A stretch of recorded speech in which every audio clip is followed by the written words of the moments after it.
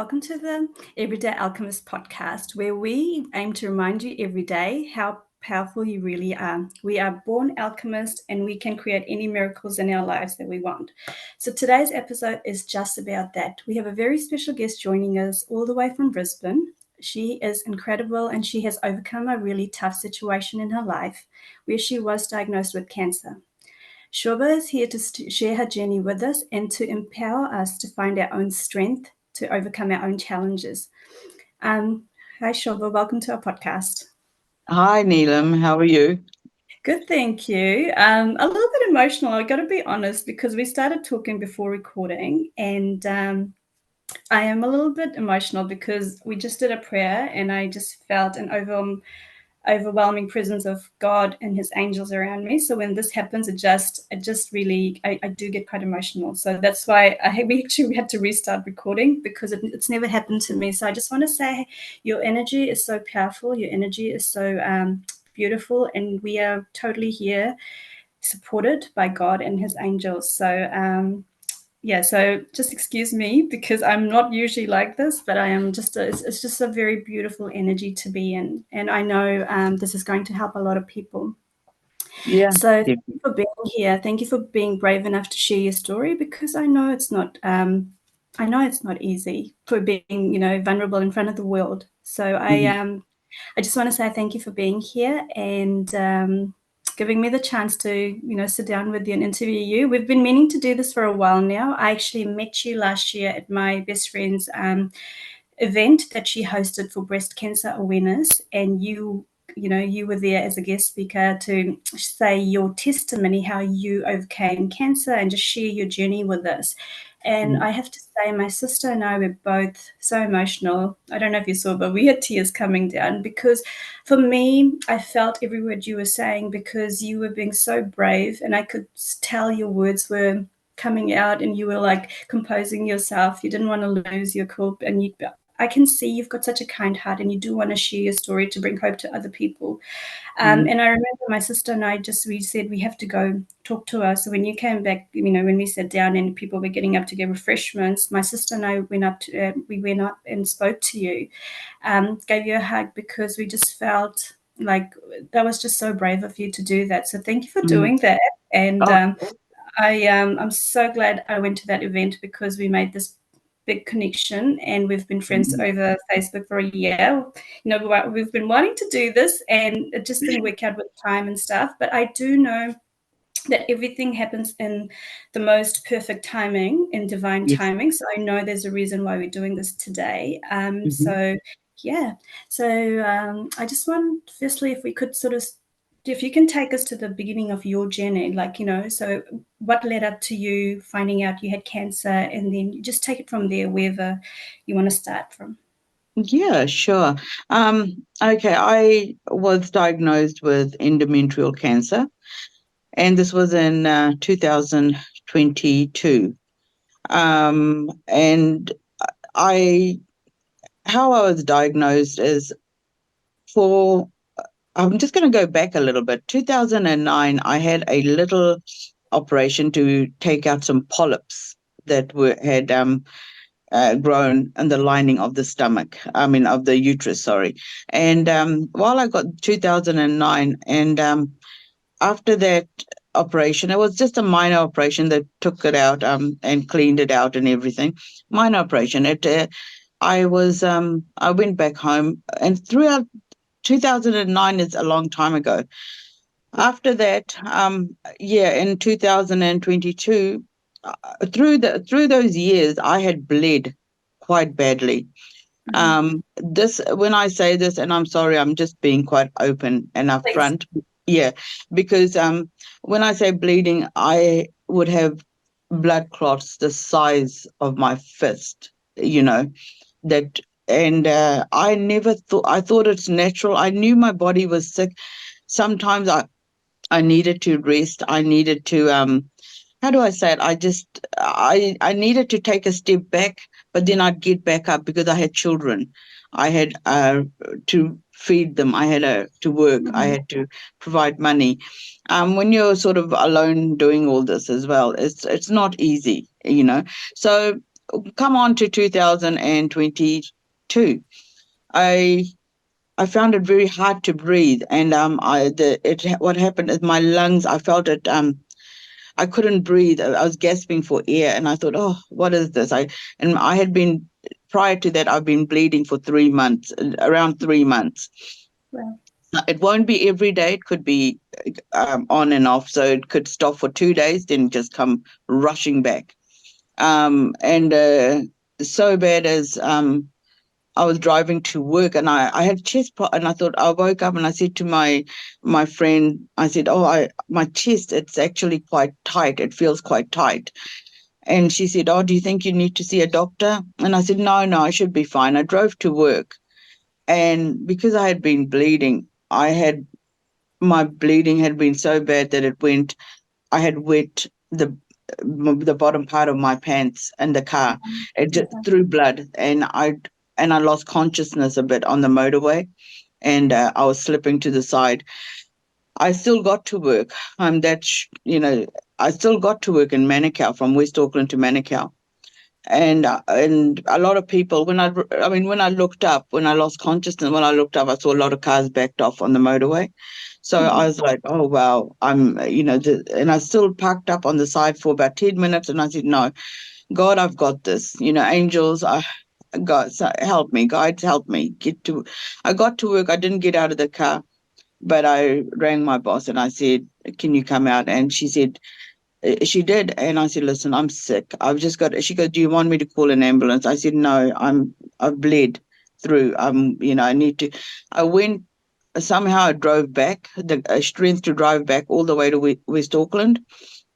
I went home, had a shower, and I cleaned up. I slowly did this because I couldn't breathe. I was gasping for a bit of air. I went into Waitakere Hospital, and they said, they sat me through. They said, Shoba, you've lost a lot of blood. Your iron is so low. Your blood count is low. Everything. We might have to give you the vitamin injection. And I said, okay. And they said, they did some test x-rays. Your chest is clear, your lungs, your heart is clear, everything's fine. And I said, okay. And they had me there for till overnight. And my sister Mohini came and picked me up. I, you know, I said to them, I'm just having difficulty breathing. They said, no, it could be the loss of blood. You've been bleeding for about nearly 3 months. So I said, okay. I went back home and I rested. I stayed home from work. A couple of days later, I admitted myself, and again, I said, I can't breathe. I said, I'm having difficulty. I don't know why. And they said, no, you should be fine. They did the test again. They did no blood transfusions, nothing. So they put me, and then it was the third time, I believe, when after a week, I was fine. I went to my sister's house, and I just got up. I wasn't bleeding. I got up, but I bled right through.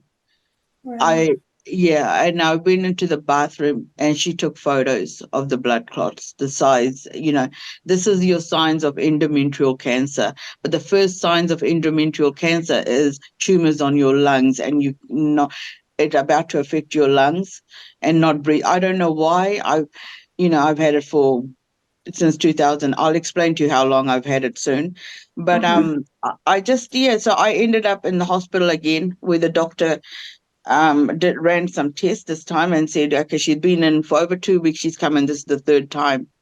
And the lady doctor came in and said, Shoba, I think we've made a wrong diagnosis. We may need to look at this. This is quite bad. It actually touched me because I thought, wow, I've come in all this time alone, and admitting myself and saying I've got a problem, And I remember when she said, I've got to admit, she said, we're getting an ambulance here to transfer you to North Shore Hospital. And my sister was there, and I just looked at her. I remember, and I didn't pray. I didn't do anything. I just Yeah. thought, okay, I got to get strength for this because I know it's going to be bad. I knew it. So I got in to the ambulance.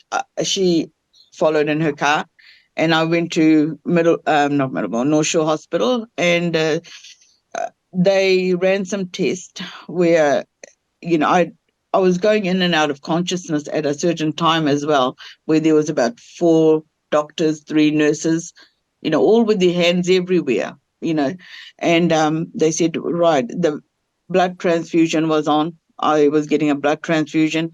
Within that time, there was needles poking everywhere. 2 bags going at a time because I'd lost so many. Now my heart's not getting the blood, so it's not pumping; it's slowing Mm, down.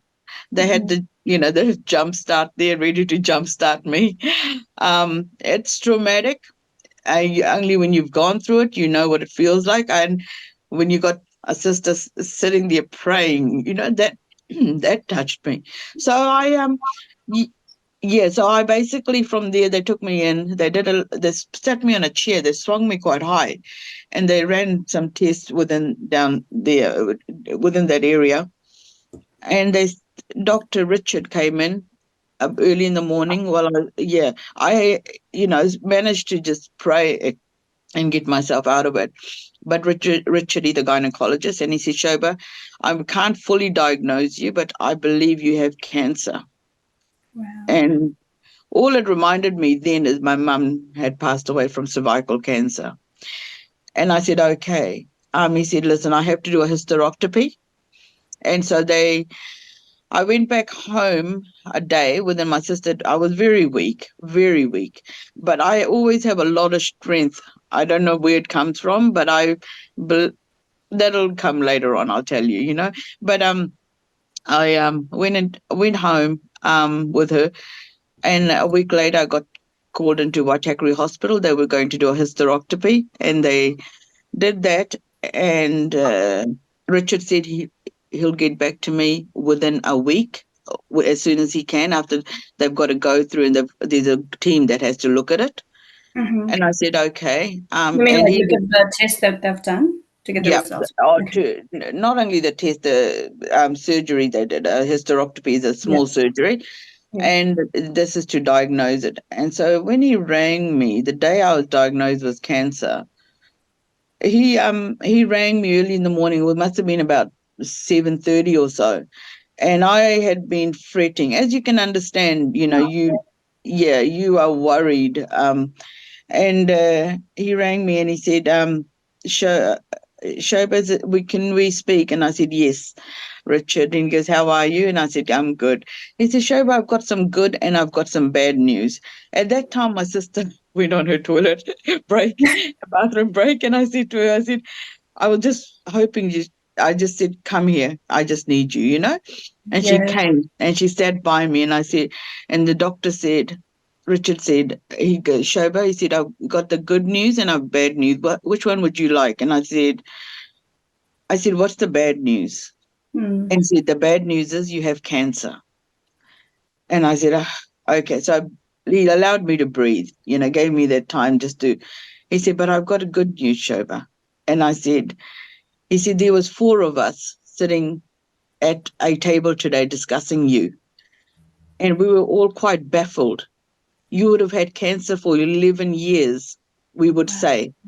From 2009, when we did that, when we pulled out your polyps and stuff, we give you a couple of years, it would have been a full blown cancer within your uterus area.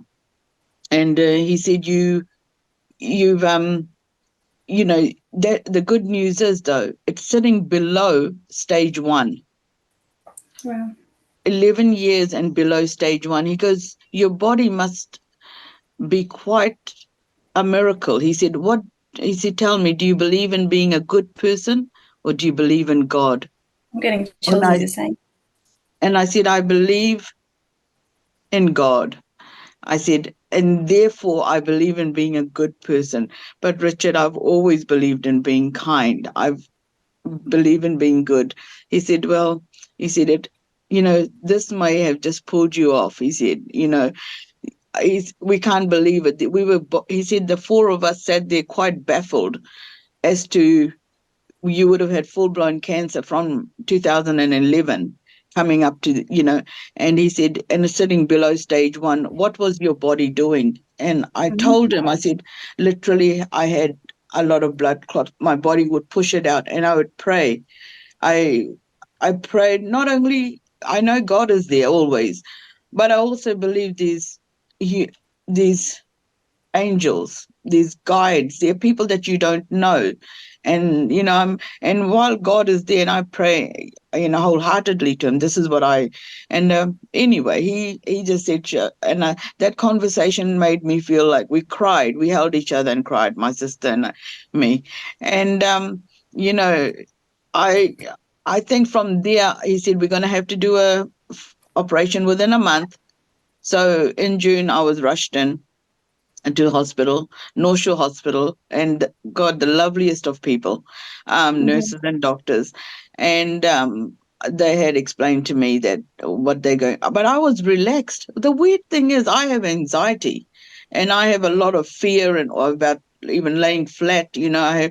I had none of this. I was so calm before the operation. I was watching movies. A couple of doctors sat with me and or watched little skits of comedy, and we all laughed together.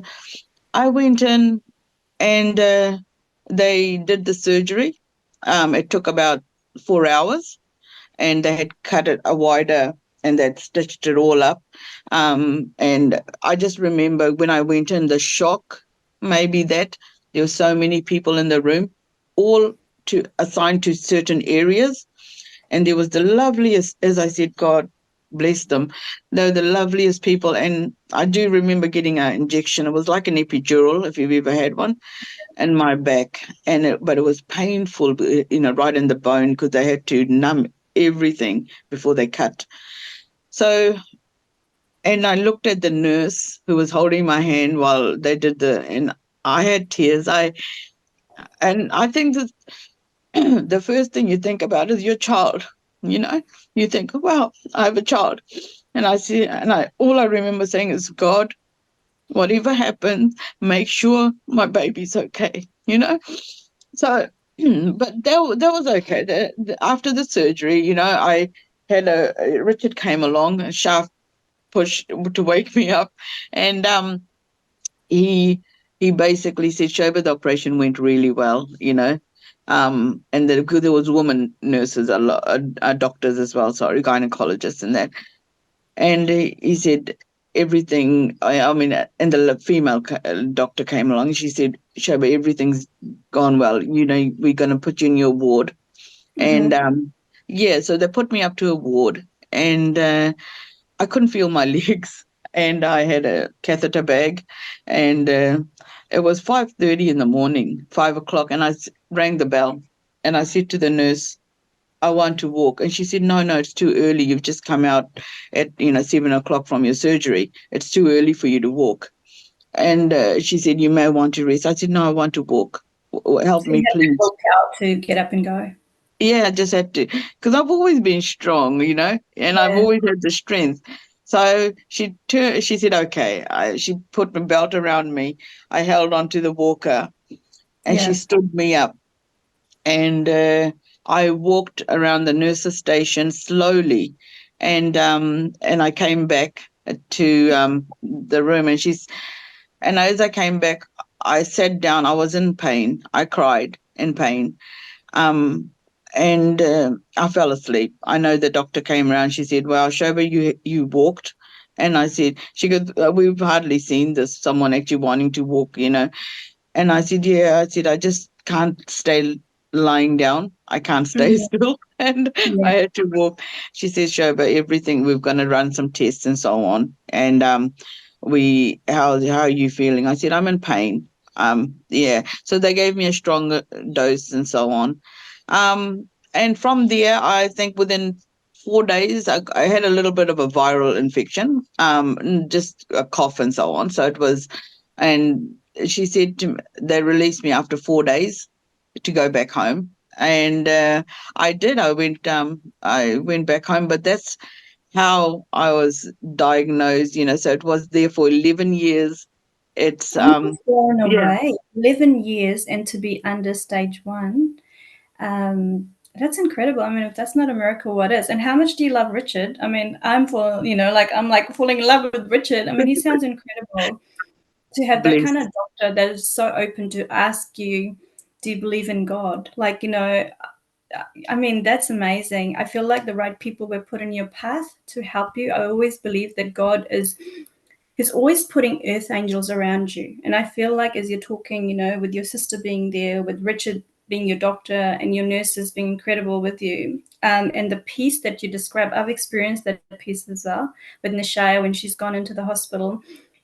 Beforehand, you're like so nervous when you're there, but it's just like this very peaceful energy that's around you, and you just know that someone is there taking care of you. So I just feel that's incredible that you had the presence of God around you to go through the whole thing. Yeah, Um, talking about the presence of God, can I just say this one thing? yes, I yes, had to get an MRI done. This is also they had to check out where certain things about cancer.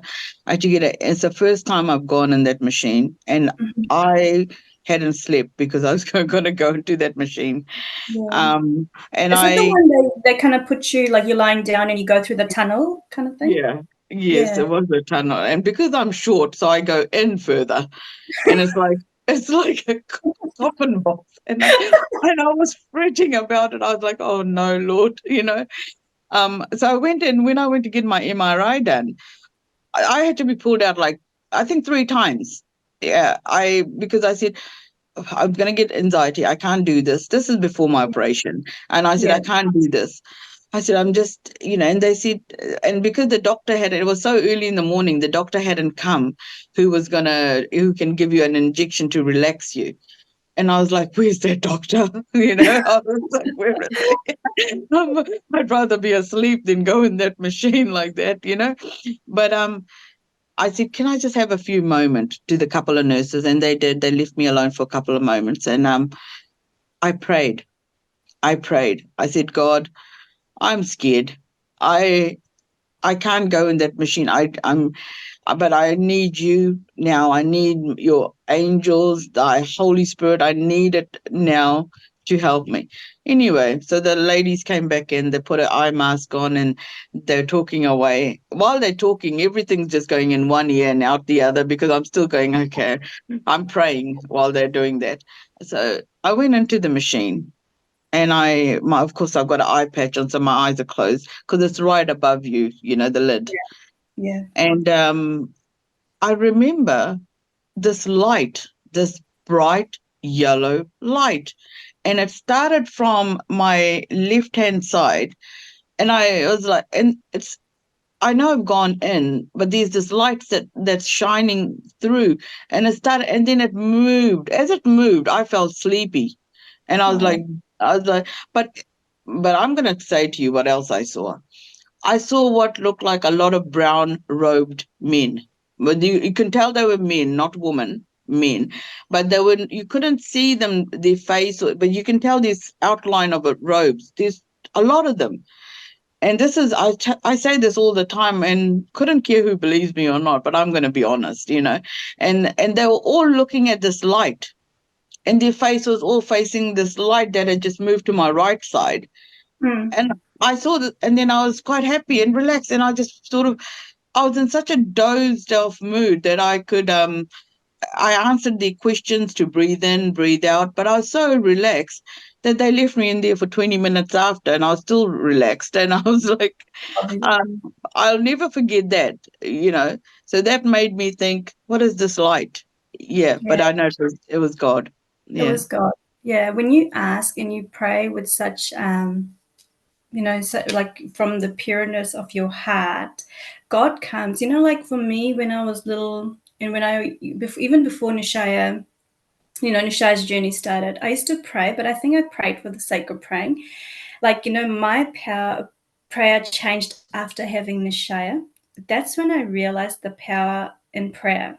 Like, when we pray, sometimes people, and I always tell people, when you pray, know that your prayer is being heard. Like, there's actually a special angel called Angel Sandalphone. He's an Mhm. archangel. His duty, so his head is in the clouds in the heavens, and his feet is here on earth. So his duty is to actually pick up our prayers and take it directly to God.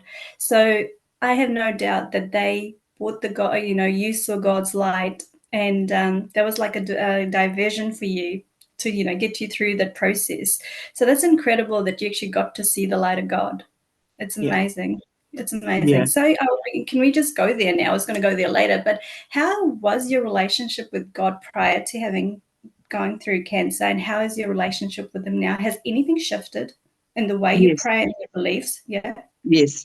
When you've gone through such an ordeal like this, there's a chapter before my operation, the day before my operation, I sat and prayed at the corner of my bed, and the Bible fell. It actually fell, and it opened up to, if I'm right, it was Proverbs 9 or something. Um, and it had a picture, so one of those holy Bibles, and it had a picture, and it said, and I actually took a photo of it because it just fell and opened up. And it said, "I am with you." You know, and I thought, that's it. I'm fine. That's it. That's my confirmation. That's all I needed. I'm going to be fine. I never worried. That's why I sat through. My relationship with God before was, I've always believed in God. I believe in, the Father, the Son, and the Holy Spirit. That's my belief. However, I also am gifted in other ways, and those gifts are different. But I've my relationship was strong, but not. I would pray, and then I don't always read my Bible. Then I talk to God. I'm just a normal person that talks to God. Or something's happening, I'd like to let Him know. I just go about my day. After this ordeal, you change your perspective and the way you look at life and the way you look at other individuals as well. Mm-hmm. I don't judge. I'm not going to judge anyone. I don't care what your beliefs are, what you look like, if you're fat, skinny, white, black, whatever you are, you are a human being. And, you love people from within. You be kind. You don't have to love everyone, but you be kind from within, you know. Don't just speak it. Don't just say it for this, spur of the moment, you're a beautiful person. You say it because you believe it. And Mm-hmm. I always, and that's how I think I spoke after the, as I said, jumping off. Sorry, God That's God has always, now I believe He's always been there for me. It was me that wasn't so much. But I do a lot of things now where I pray, and I'm more set in my ways. I do a lot mhm. of praise and worship.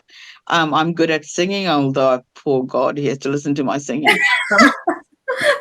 But it's the pureness from the heart, right? That's right. That's right.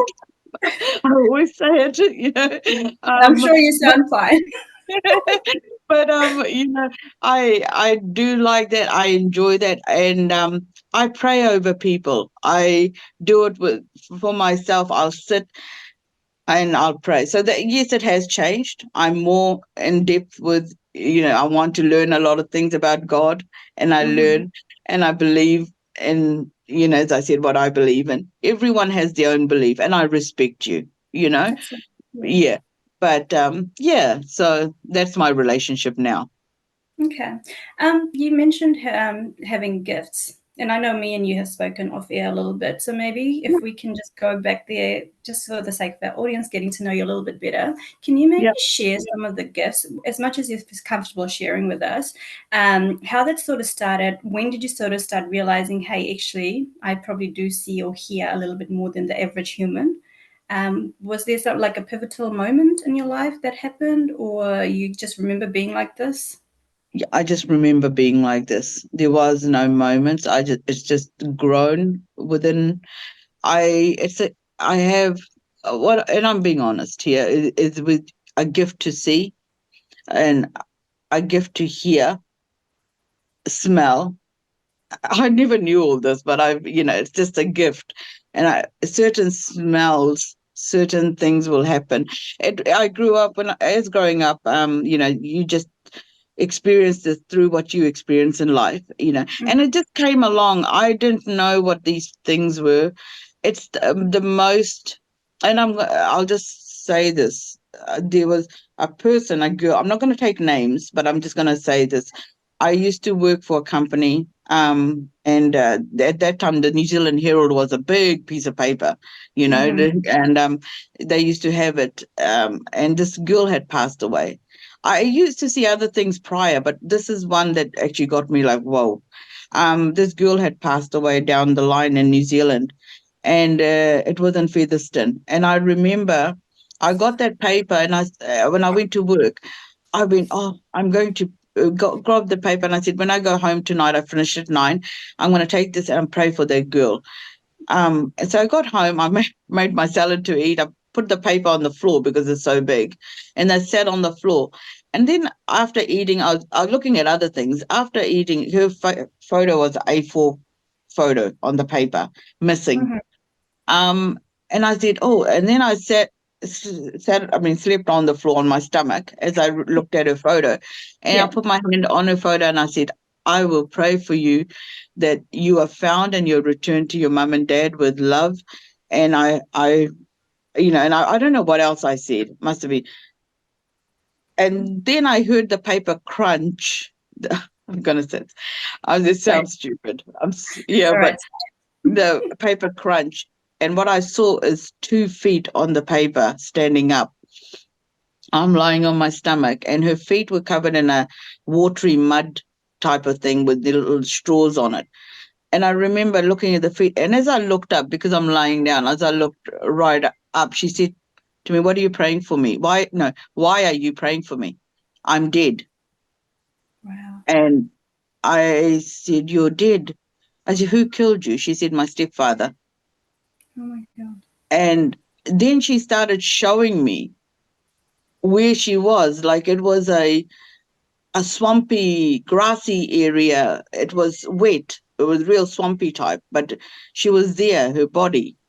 And I thought, and then she's gone. She's gone. By the way, she's gone. She disappeared. And I got a shock. I sat up and I thought, anyway, I tried to blow it off my mind, but I went to work the next day and I told a few of the colleagues, I said, because they knew I could see things, but they all laughed it off at that time. Then I said, well, listen, her stepfather killed her. She told me and I saw it.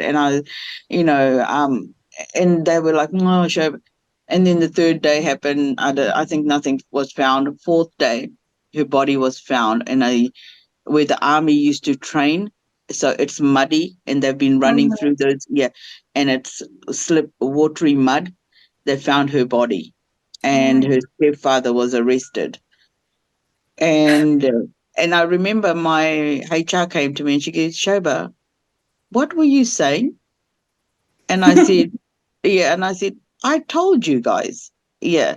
I said, if you believe me in the first place, they're like, we're quite puzzled, because a lot of people don't want to look into this thing. They turn No. a blind eye to it, like, oh, you've got a gift, or you can see, yeah. So anyway, that happened. Wow. That is incredible. Like, for that person to actually manifest into an actual body and I mean to come in front of you, did you freak out? Was this the first time you actually saw something manifest like that? No, she didn't look like a real body. She would look like something you could put your hand through, you know? Okay, so hologram kind of thing. Yeah, like hologram. That's right. Gosh, I Yeah. ran out of the word. But yes, like that. She didn't. You could tell she was not solid. Okay, Yeah. so you could say that she was like a spirit or something coming to Yeah, you. she was. Yeah, but the way she said it to me, why are you praying? And I still remember it to this day. So not only that, other things have happened along the way, and there's been journey. As I said to you, explained to you about my cousin earlier on, asking me for something advice, and then other things. Yeah, I went to a hospital because I was sick once because I had, oh my gosh, my sugar was high, and I went to Mhm. Waitakere Hospital, and I'm just there sitting there, and the nurse that took me into the office to examine me before the doctor sees me. This is at the hospital, by the way, not at a doctor's surgery. And she came along, and she works on numerology. I don't know much about all this, and she said to me, Shoba, she said, are you gifted? And I said, gifted. She goes, just this number 7 or something. She said it adds up to So something. you got a date of birth adding Uh, up. Yeah, but I don't know. I mean, I think if I added that up, I think it equals to a 4. But I could be wrong. I don't know what she said, but she said 7. And I said, I'm sorry. I said, I don't know too much about all this. And she said, do you see things? And I said, no, no. I didn't want to go on with a stranger about it Yeah, because I don't absolutely. feel comfortable at that time. Don't, yeah. And and then she kept asking me, my gosh, she did, yeah, she just, well, she did that, whatever she needed to do, but she kept looking at me like, you know, I said, listen, there's a man standing next to you, Keith, his name. He's in a coffin. He's dead. He's showing me a lady with a brown cardigan. And she said to me, and she said to me, and I just pointed just on point. And I said, because I'm so nervous. Yeah. And and she said, oh, she started crying. That was her dad. Wow. That was, I believe, his name.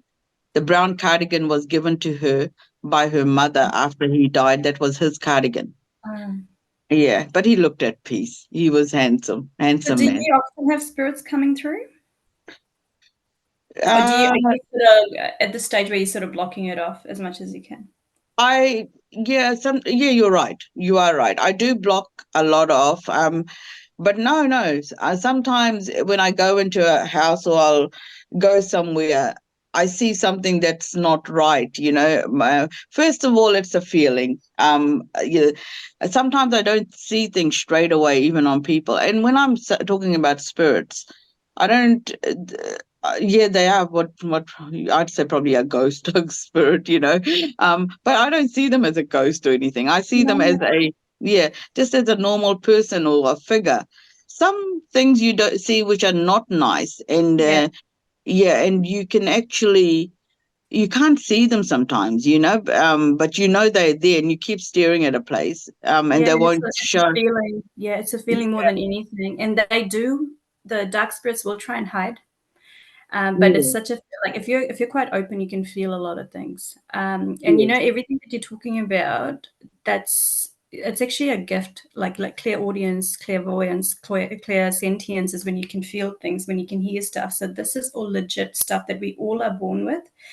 Most people shut it off as they're growing up because of our environment, because we get told that these things are wrong, this is taboo, you cannot go there, because they see all these gifts, it's been seen as it's like a bad thing, right? Because back in the days, centuries ago, there a lot of healers did get killed, because at the end of the day, it was a world ruled by men, and they didn't mm-hmm, want all these women, all healers to exist, because it gave their power away. So they started putting healers into a bad category. Sorry, my battery's actually running. Oh, that's weird, because I did charge it. But so it's amazing that you still have access to this energy. So I just and to the gifts, it's absolutely amazing. And I'm gonna have to pause and plug me in, because I yeah, don't want to get. So sorry, we're going to continue. My battery started running out, which was really weird, because I had it charged overnight. So it's obviously the energy. yeah, yeah. So that's incredible. I just absolutely love that you are so gifted, and you are actually open to it, because most people, they do get scared, and they kind of shut off their gifts. And I feel like most people have one gift that is more open, so like they Mm-hmm, could see more than hear, but I feel like with you it's a mix of everything, like you can see, you can hear, and you can feel as well, so you are a very powerful human being. And that's what I was saying at the beginning, that you don't have to go do a healing course, you don't have to go learn how to be a healer. We all are actually born with this gifts, and it's just that we kind of forget to tap into it. And I feel like sometimes you have to go through a big something to go wrong in your life for you to find your true self again. I mean, that's what happened to me. I didn't even know all this about myself until I went through a journey as a mum, searching for answers for my daughter. But I feel like with you, it's been there, and it's just incredible. I have heard other people say it as well, where they remember just being like this from the time they were born. Right? So you are obviously one of those people, and I just love it. I'm just so grateful that we got to share this today. So are you in remission now with your cancer? Where are you with that? Yeah, I am cancer free. Praise God. Yay! I'm cancer Oh, free. I was cancer free after they have to do a test. It was I think 3 months afterwards they said to me, Shoba, you're cancer free. And yes, I went for checkups, but it didn't affect any of my organs or anything like that. The bleeding had, because the severity of it. Apparently, I don't know how they explained it. I'm not no doctor or anything, and I think a lot to do with me is I block out a lot of things. So when you tell me something bad, I'm like, no, I'm fine. I'm fine. I understand I'm that good. because I do a lot as well. I live in a very happy bubble, so Yeah. I don't want any energy coming into my happiness. Yeah. Or yeah, Yeah, so I'm fine. Now I do have to go back to North Shore for tests for the next 5 years. So when I go back, I'm planning on traveling to Auckland soon. I might see if I can just pop into North Shore and get it done, checked up there. If not, God is good, and our time on earth is till He has it planned. absolutely. Yeah. So we could be here, and I say this, Neelam. I say this and I'm going to say it all the time. And I said it when I did this little speech for Priti, for cancer, breast cancer awareness. I mean, I had endometrial cancer. Cancer is cancer, right? But the thing is, I remember. I mean, I remembered what I said, but I'm going to say it here. A lot of a lot of your journey with cancer, it's also on how you live your life. I had gone through a lot of trauma in life growing up, and I chose to be kind. Sometimes my mental state was not well, because of it, and I suffered quite a bit. But I chose to be kind. When you go through such an ordeal, don't just don't just say, oh yeah, it comes from the mouth. Everything comes Beauty comes from within. It's not about beauty, it's about speaking. There are a lot of people out there that have a lot of jealous anger. Their thoughts aren't good. They could be nice to your face, and I can see those people. That's why I don't interact with a lot of people. Yeah. Yeah, and I have few friends who are gifted too, but I have few friends who I adore because I like Mm-hmm. happy people. When you can make me laugh and then you can talk in depth about something, Mm-hmm. But when you do, you've got to understand it comes from within. It just doesn't come from here. When you talk from here, it's crap. It It's is. full of crap. Yeah. Yeah. And I don't, I say that when you want to be at peace with yourself. It doesn't have to be my God, it'd be Mm. your God. Don't just put things on social media just for the sake of dressing up. And, I do that sometimes because I'm just lonely and I'm just alone sometimes, but I got all these people angels to talk to and God. But, what I'm saying is don't just, put things out there showing you're happy. It comes from within. And what it Yeah. comes from is serving and being a good human, you know, Absolutely. Ha- We were talking about this helping. before. It's like the inner beauty, right? Yeah. We Yeah. see a lot of fakeness, especially on social media. And like we were talking just before recording, I totally understand where you're coming from because I'm at the same place as well. And it's when you do this work, it's very easy to see real from fake. It's not about Mhm. hating people, it's about No, no. surrounding yourself, yeah, with people that you actually gel with. I never use the word hate. You Yeah, would never hear me use that word because it's a big word. I don't hate absolutely. people. I dislike them. Yes. And the thing with me is I always believe in forgiving and being kind. So I will forgive, forgive, forgive. But I do have a limit too. I have a limit where I will cut it off. And I've learned to cut people off because their energy is bad. Their thoughts are bad. Mm. That you can Mm-hmm. see them doing certain things, and I will go, right, this is it. This is my time. I'm going to cut you off. You Yeah. could be as close to me, but that time I'd refuse. I will forgive you in my own way, but you know, because my heart needs to heal. I need to be pure from within. No, Um, yeah, yeah. I think the world is definitely there's a big division happening at the moment. There's like the people that are ascending and people that are actually working on themselves and trying to better themselves. We're not perfect. None of us are perfect, but at least we're trying and we are conscious to the fact that we need to be better human beings. We need to be kind. But I know when you say that bad energy, it is a lot of jealousy. It is a lot of just people talking a lot of crap. I'm trying to stay off social media off as much as I can as well. My group is very small, so I understand. But it's big in the sense that I have God and angels all around me. So I feel so full, and I don't need a big circle with five. I probably have like two, maybe one, even one pretty. That's it. And you don't need a lot of people. When you start working on yourself and when you feel close to God, you don't need anything Yeah. else, right? It changes you from within, especially when you go through such a big thing in life. It teaches you how valuable life is, how valuable your time is. Yeah. So, Oh, yeah. Your time on earth is limited, yeah, but the thing is, if you can, I've matured with age. I've matured with age, definitely. I always have been good and kind, and I will go out of my way for people and do things.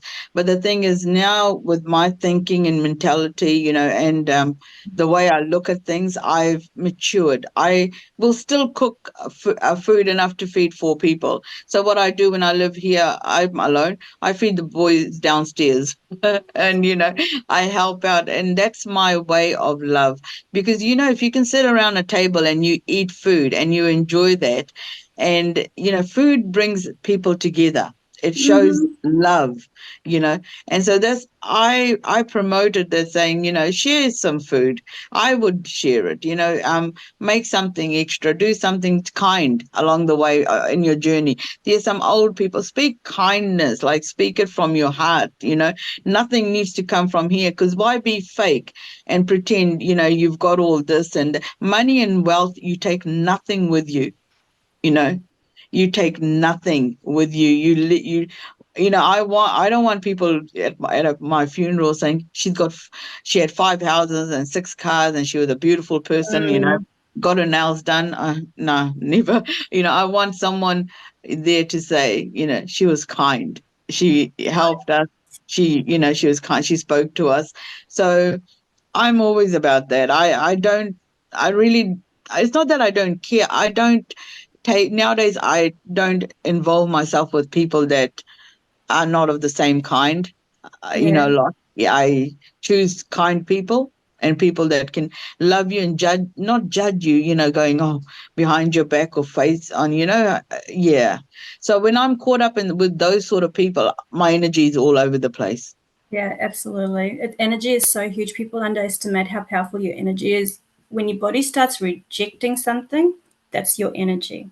It's like your Hmm. mental, it's not like you're mentally judging stuff. It's like it is actually coming from within. So Hmm. listen, I always tell to people, I tell people, see how you feel around certain people. If your energy feels low or you feel yuck, those people are not for you. Your energy, your intuition is telling Amen. you to Yeah. step away. Listen to that inner voice.